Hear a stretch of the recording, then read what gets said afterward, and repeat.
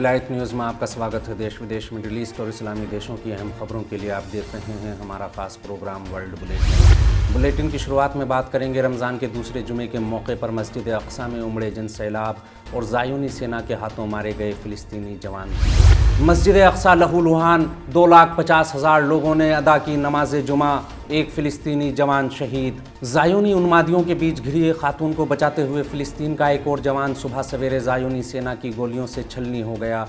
Media reports के अनुसार अतिक्रमणकारी ज़ायोनी सेना के जवानों ने एक फ़िलिस्तीनी महिला पर हमला करते हुए मारपीट की।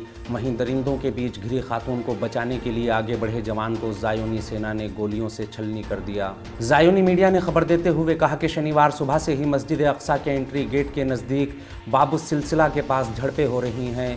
वहीं स्थानीय लोगों का कहना है कि ज़ायोनी सेना मस्जिद अक्सा की घेराबंदी कर रही है और बाबुस सहरा इलाके को सीज कर दिया गया है।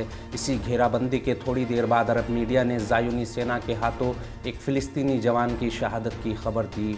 शहाब न्यूज़ एजेंसी ने खबर देते हुए कहा है कि इस जवान को छलनी करने के बाद मस्जिद अक्सा में डेरा डाले ज़ायोनी सेना अलर्ट पर है। इसराइल के समाचार पत्र यदीऊत हारनोत ने खबर देते हुए कहा कि मस्जिद अक्सा के पास एक फ़िलिस्तीनी जवान सेना के हाथों मारा गया। वहीं यू न्यूज़ ने इस घटना के बारे में खबर देते हुए कहा कि ज़ायोनी सेना के जवानों के अत्याचार का सामना कर रही एक महिला को बचाने के लिए आगे बढ़े इस जवान को ज़ायोनी सेना ने गोलियों से भून दिया। बता दें कि 5 दिन पहले भी सिविल नाफरमानी की आशंका से घबराई ज़ायोनी सेना ने मस्जिद अक्सा पर हमला करते हुए इबादत करते हुए रोज़ादारों और एतकाफ़ में बैठे लोगों को गिरफ्तार कर लिया था।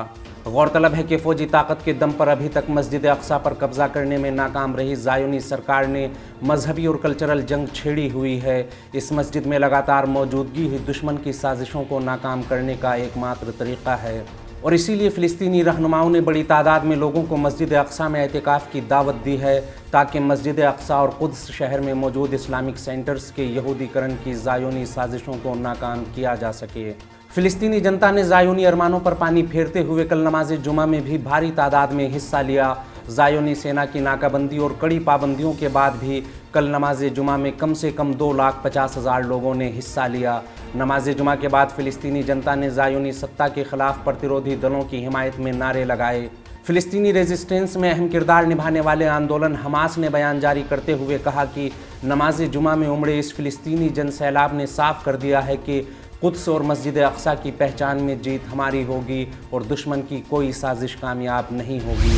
अगली खबर में डिफेंस इंडस्ट्री में तुर्की की नई कामयाबी और ड्रोन बोट से दागी गई क्रूज़ मिसाइल के बारे में बात करेंगे। तुर्की ने रचा इतिहास, ड्रोन बोट से क्रूज़ मिसाइल दागी। तुर्की ने डिफेंस फील्ड में बड़ी छलांग लगाते हुए पहली बार ड्रोन बोट से क्रूज़ मिसाइल दाग कर इतिहास रच दिया। ये दुनिया भर में पहला मौका है जब किसी ड्रोन बोट से क्रूज़ मिसाइल दागी गई हो। डिफेंस अरेबिक वेबसाइट की न्यूज़ के मुताबिक तुर्किश नेवी ने पहली बार अपनी ड्रोन बोट मार्लिन के डेक से सॉलिड फ्यूल से चलने वाली क्रूज़ मिसाइल दाग कर इतिहास रच दिया। ठोस ईंधन से चलने वाली टूबीटेक रेंज के रावेन क्रूज़ मिसाइल की लॉन्चिंग के मौके पर तुर्की की डिफेंस इंडस्ट्री ऑर्गेनाइजेशन के कई ऑफिसर्स और तुर्किश नेवी के कमांडर भी मौजूद थे। तुर्किश डिफेंस इंडस्ट्री ऑर्गेनाइजेशन के प्रमुख इस्माइल देमीर ने ट्वीट करते हुए कहा कि हमारी ड्रोन बोट मर्लिन नए फीचर और फैसिलिटीज़ से लैस होने जा रही है और ये दुनिया की पहली ड्रोन नाव है जो क्रूज़ मिसाइल दाग सकती है। इससे पहले 16 सितंबर को भी उन्होंने तुर्की की इस बहुप्रतीक्षित नाव के बारे में ट्वीट करते हुए इसकी एक झलक दुनिया के सामने रखी थी। उन्होंने दावा करते हुए कहा था कि ये बोट इलेक्ट्रॉनिक जंग में महारत रखती है और पूरी दुनिया में इसका कोई तोड़ नहीं है और हम इसे तुर्की नौसेना के लिए एक अहम प्रोजेक्ट के रूप में ले रहे हैं और ये बड़ी तादाद में हमारी नेवी के बेड़े में शामिल होगी। इस्माइल देमीर ने दावा करते हुए कहा कि ये नाव तुर्किश नेवी के दूसरे वॉरशिप्स के साथ बेहतरीन तालमेल और इंटेलिजेंट के साथ काम करती है और दुश्मन के राडार और नेवल बेसेस को चकमा देने और निशाने बनाने की सलाहियत रखती है।